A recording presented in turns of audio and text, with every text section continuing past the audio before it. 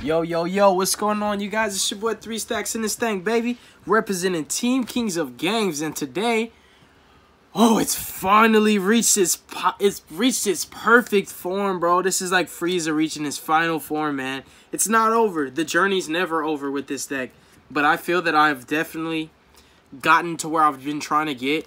So for the longest, ever since the Shining Darkness, about 9 years ago, going on 10. I've been trying to make the list, like, the most perfect list for Herald of Perfection. The perfect list.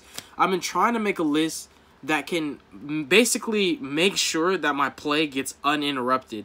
Because the board that I make at the end of it is always going to be, you can't play Yu-Gi-Oh! You can't special summon, you can't activate card effects. You can't Kaiju, can't Lava Golem, you can't Spear Mode. Really, like, that's the perfect board where you just have Herald and Christia. A lot of people don't know how to do that. People think, oh, you have to do this. No, like there's a way to do it. It's like, and I've been like working really hard. I mean, vigorously. Dude, my tenacity with this deck just never dies. This is my favorite deck of all time, and this list, my dude, this is the ultimate list. This is what I've been looking for. This is what I've been searching for years. Thank God that they made Sky Strikers. So this is Herald of Perfection Sky Strikers. There are only 5 Sky Striker cards in this deck. Look at Baby Herald. Look at Baby Herald. Alright, so the main purpose of the Sky Striker cards is to get access to multi-roll.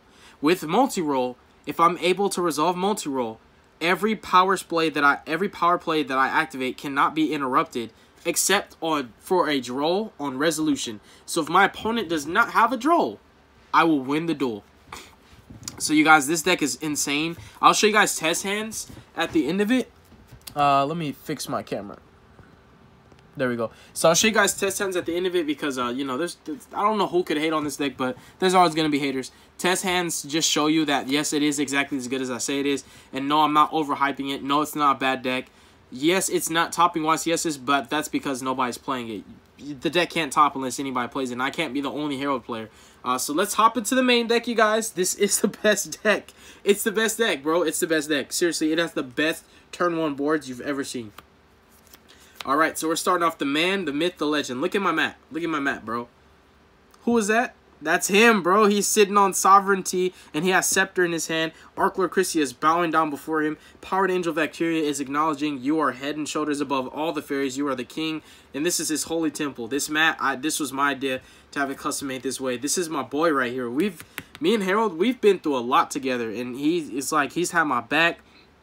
You know, there's a lot of stuff that could have happened to me that he didn't let happen. He's a really good defender. He really is. But what I was lacking was aggression. But I fixed that issue about 4 years ago. I found out how to be more aggro with this deck. And then next up, Princess Katana. Hiya! You guys know how it is. If you're watching this Herald of Perfection deck profile, you have seen my other ones, and you know how I get down with this. This is my girl right here. Yeah, she's bad. She's not once per turn.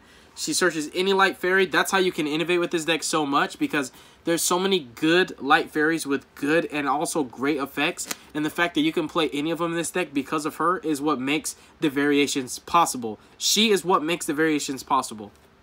So you have your blue cards. Essentially, he is the best boss monster in the game of Yu-Gi-Oh! I don't care what anybody says. In my personal opinion, which I am entitled to because I'm an American citizen, he is the best boss monster that's ever existed. We have 3 copies of Geldagra. Geldagra is literally a pre-prep on legs.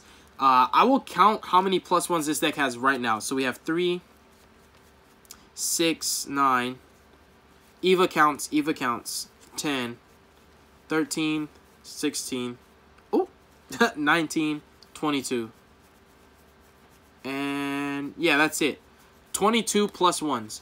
22 cards in my deck, all on resolution, get me more than 1 card out of it. So I play 1 card and get 2 out of it. That's a +1. Geldagra is literally a +1. I don't care about life points if I'm going to win. If I'm telling you, no, you can't Yu-Gi-Oh! Just denying your opponent the right to special summon. Forgetting a Goliath. Goliath is cute.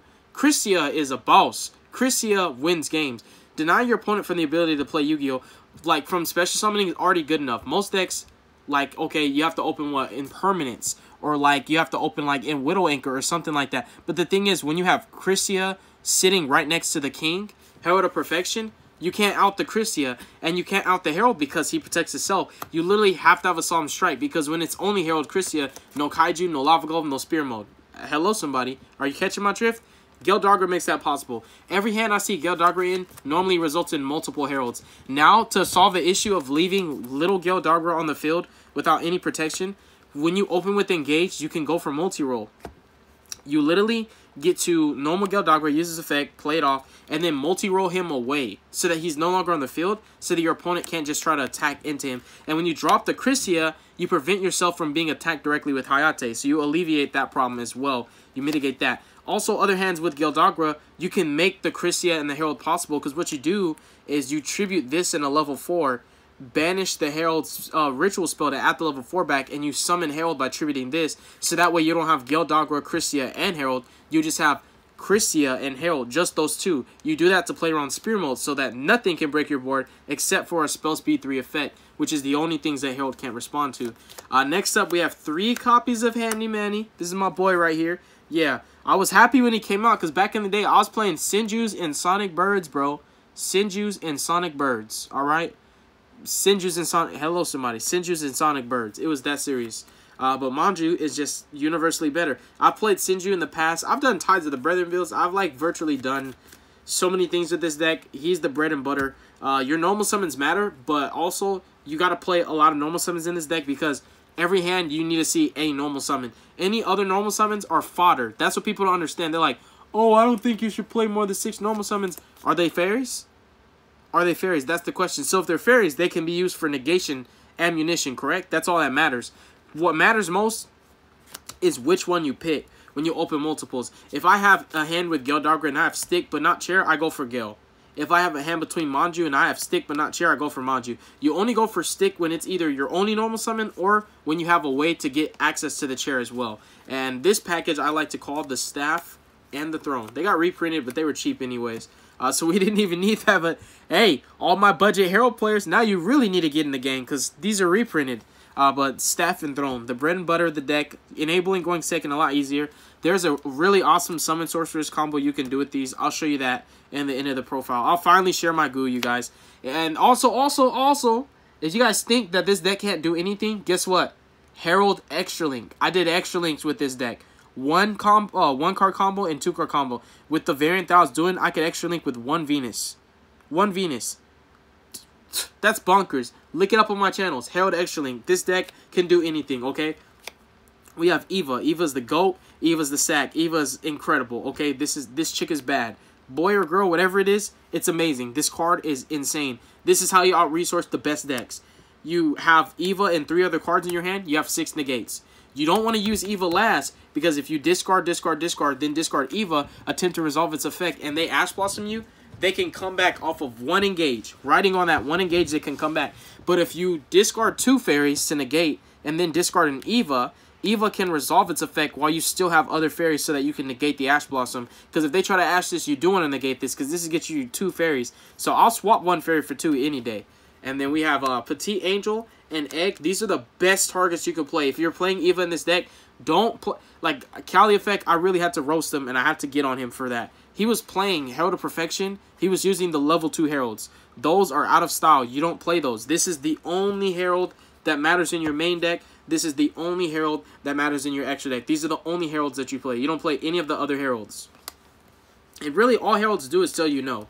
But... yeah, he was playing the level 2 Heralds. Don't play those. These are the best ones. Why? Because these are good to draw. These search out your combo pieces. They make your hand playable. Also, when you discard these, you bring them back off Ritual Sanctuary. You capitalize off of your resources. You maximize on your advantage. You get, and basically, essentially, you get +1s off of these. They're really good. And then the brick of the deck is Archlord Crissia. Now, if your hand is good and you have Crissia, that's just a Crissia you didn't have to search. If your hand is bad, it's probably because Crissia. This is like essentially the only brick I play, because drawing these is good. Eva is not really bad to draw, only unless your hand's not playable. And if your hand's unplayable, it's because Eva and another card's bricking it. But I've never really had that issue with this deck. This deck is ridiculously consistent. I think that it has the most deck thinning and capability. The highest ceiling as far as deck thinning goes and searchability for all of the cards you need. This deck has more starter cards than Sky Strikers. Oh, I know he didn't. I stopped watching the video the second he said that. Yes, we do. Sky Strikers have, what, 3 Rays, 3 Engage, the Rhoda. They have Area 0, right? Like, terraforming. This deck literally has this, this, this, this, this, this, this, this, this, this, this. Hello, somebody. Like, this deck is full of starter cards, enablers, and it really even needs extenders, but it has those too. But anyways, that is the monster count, you guys. It's really heavy on the monsters. Make sure that if you're playing non-fairies, you keep it as a minimal. That's why I don't play incantations anymore. I like my extra deck a lot. I like my extra deck combos. I like pumping out Summon Sorceress every single turn. I also like dropping Abyss Dweller occasionally. The extra deck is like just it's super tight though, like you guys, and I really need to go into it. The problem with the incantations was the only way for me to get rid of them was by tributing both of them to summon Christia if I did normal. But other than that, it was just like they would always stop me from doing more. Like, they'd search out my Herald, but I always want to Herald by himself doesn't always win games, but Herald plus any other threat normally is just game. Like Herald Dweller, Herald Link Karibo. It's funny, but it's true. Like Herald Christia, it's just Herald next to something. He needs something. He doesn't want to be by himself. He's dominant. He's really good, but he needs a friend on the field with him. You normally want an attacker and defender, and Herald's always going to be your defender. Next, you just need to put up a beat stick next to him so that you can play beat down until you're able to go into Boral Sword. So starting with our spells, we have 3 of the Juice and Berries. This card should never be banned. It should never be hit. Why? Because rituals deserve this card in the first place. I'm a ritual fanatic. That's my favorite summoning mechanic. Rituals are the best monsters. They have the best effects. That's my opinion. I'm entitled to it, right or wrong. So this card is insane. It's a +1 that only ritual decks can play. That's what I love. Konami needs to make cards more like this to where you can't splash it in every deck because you have to play a specific deck and you have to play bricks just to run it. And then we have 3 prep. So this deck got way more powerful after multiple ban lists. Like, we got Honest back at 3. We got Prep back at 3. We got the Incantations. We got... a lot of these cards are new. Like, Pot of Desires was new, too, when I was playing this deck. And then Pot of Desires came out. I remember when it came out, it was like, I needed this. This is newer. Like, in almost the entirety of my deck, really the only cards that I'm still playing that I used to play back in the day are Herald, Christia, Manju when he came out, and Gale Dogra. Everything else in my deck came out later. Like, Prep eventually came out. I mean, Prep, I believe, was out and I was playing it. But, like, everything else in my deck all came out later. So that's how powerful my deck's become, that essentially the entirety of my deck is all cards that came out later that made it more powerful. But, yeah, this is a +1, especially when you're going second and your opponent uses the counter trap to negate your ritual spell. You just activate this and punish them. So playing through negations just for no reason, and it's not once per turn. It's better going second, but this is insane going first. This almost is, it's like an FTK resolving pre-prep. And when you have multi-roll, they can't Ash. What's important is just making sure that they can't Ash your multi-roll and that they can't Ghost Ogre your Ritual Sanctuary. That's what matters the most. If they Veiler your normal summon, it doesn't matter. It just literally doesn't matter. Like, if your hand was to the point where your normal summon was going to make or break it, that hand was fragile in the first place. But your spells carry you. We have 3 copies of Engage. So I'm going to put down all the +1 spells. So we have 3 pre-prep, 3 regular prep, 3 Engage, 3 copies of Pot of Desires. I'm a madman. I play 3. 3 copies of my baby. Oh, wait. Let's stop. These are the +1s right here. So these are the +1 spells. And then for your summons, Eva's a +1. Stick Chair is a +1. And Galdagra is a +1. So you got 3, 6, 9, 10. And then these, which makes 22. These are all +1s. They're insane. +1, +1, +1, +1. If you don't have 3 spells in your grave, you're not even playing Heralds right. Like, you load your spells. You load your grave with spells in the first place because you set up for this. So this is basically Optimus Prime, and this is Las Vegas. This is the nicknames that I gave these cards. I gave this that nickname a long time ago, but this I gave it that nickname when it came out because everybody gets married in Las Vegas, bro. I came from there. So what the synergy that this has, the correlation between this and the Sky Striker engine is that this recycles spells back into your deck. So not only do you never run out of engages, but you never run out of targets for your engage to search. Which means engage is always going to be Pot of Greed every time you have it, and it's not once per turn. You can literally engage into a Hornet Drones, draw a card, Hornet Drones just to do it, put the Hornet Drones back and engage. And if you wanted to, just use the Hornet Drones token and make Agari, add engage back, and then shuffle, you know, the 1 Hornet Drones, bring back Eva from your grave, and then link it into Link Karibo, or link that and Kagari into something so you have no monsters in the main zone, engage again and just get multi-roll. Just be greedy. You can do stuff like that with this deck, but this gives the Sky Striker engine longevity so that you don't have to play too many Kagaris and all that. You just use this to recycle the pieces that you use to search off this. It's insane, you guys. Like, this field spell is bonkers. It really is. It searches out all of your combo pieces. Like, this deck has cards that search for cards that search for cards that search for other cards. Like, you can see your entire deck in one turn. It's insane. And this card is Monster Reborn on legs, and it recycles spells for cost. Like, Ghost Ogre. Okay, I have to pay cost. Let me put this back. Let me put that back. Let me put that back. Let me draw it again. Like, it's crazy, dude. And also, Ghost Ogre on this hurts when you activate his first effect because you discard for cost. So you're down 2 cards. That's why multi-roll really helps you to stop Ogre on this and Ash on everything else. Especially on the next card, which these are your draw 2 cards. So Pot of Desires and this are your draw 2 spells. Your other draw 2 spell is the 2 Merciful Machine Angels. So you play 8 spells that say draw 2, and then engage says draw, and then this is plus, this is plus. You get the story. Like, that's why this deck, its only weakness is to draw. When you have a deck that's so good that only one hand trap can stop it, that's insane. Ash Blossom can stop a Sky Striker's turn. It really can, oftentimes. A DD Crow sometimes just stops the turn of a Salamander Great player. A Veiler can stop a lot of decks' turns, but with this deck, multiple hand traps don't stop it. It just hurts when you play cards like this that have a cost. Celestia Observatory sends the level 6 for cost. So if they Ash Blossom this, you're playing with 3 cards now. That sucks.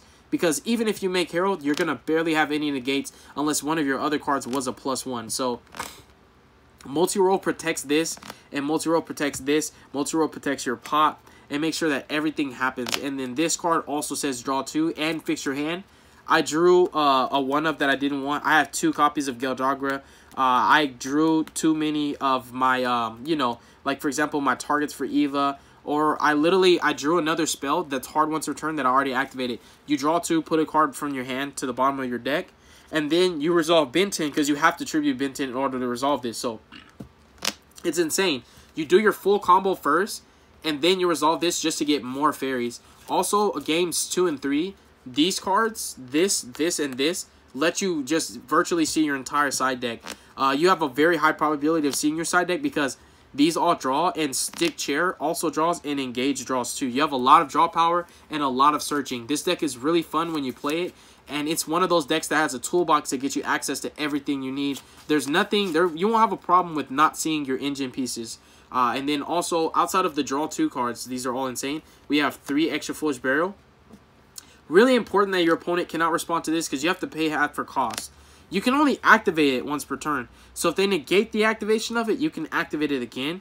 That's really good with cards that say you can only activate it once, that you can activate it again if it gets negated. If the card says you can only use the effect once and then negate it, you can't use it again. But essentially, I just really don't want to have to pay cost twice. I don't want to have to pay half my life points twice. So multi-roll protecting this is really good too. And going second when you have multi-roll is really insane against boards full of negation and against Salamander Greats, because they might have impermanences to turn off your back row. I mean, to turn off your spells in the calm you play it. And then also, like, the roar really hurts. So, like, multi-roll just forces roar. And then we have 3, Dawn of the Herald. And worst case scenario, sometimes Engage is just the perfect Ash bait. It really is. Like, you're playing a reasonably sized deck. You activate Engage, more likely they Ash it. Like, if I open in my hand, I'm not a greedy player that's going to try to put 3 spells in my grave first and then activate it. I'll activate it as the first card I play because I need that Ash sniped out of their hand. That way, multi-roll, I don't really need it at that point.